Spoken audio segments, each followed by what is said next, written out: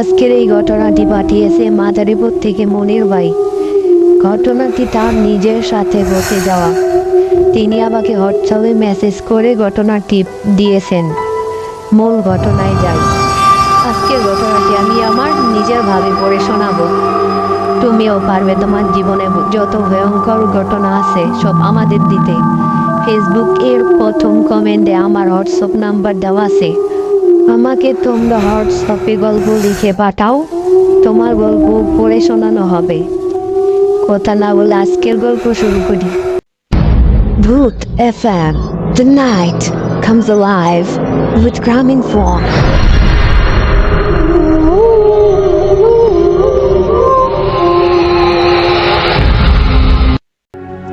শহরটা প্রায় 2019।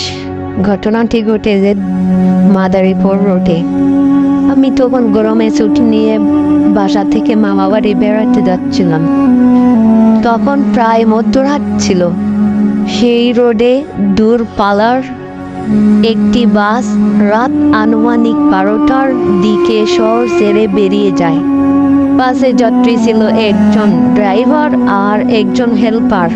পথে বেশ কয়েকটা স্টপেজ থেকে যাত্রী ওঠা নামা করার কথা, কিন্তু কেন জানি সেদিন কোনো স্টপেজ থেকে কোনো যাত্রী ওঠেনি। বাসটি শহর ছেড়ে আরো দূরে চলে গেল এবং একটি জায়গাতে গিয়ে থামল। আশেপাশে লোকের মুখে শুনেছি জায়গাটা অনেক খারাপ। সেখানে দুজন লোক দাঁড়িয়ে আছে দেখা গেল।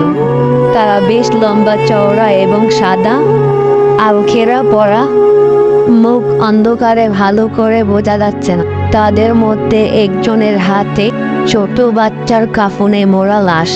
তারা ড্রাইভারকে বললেন, আমাদেরকে সামনে কবরস্থানে নামিয়ে দিবেন।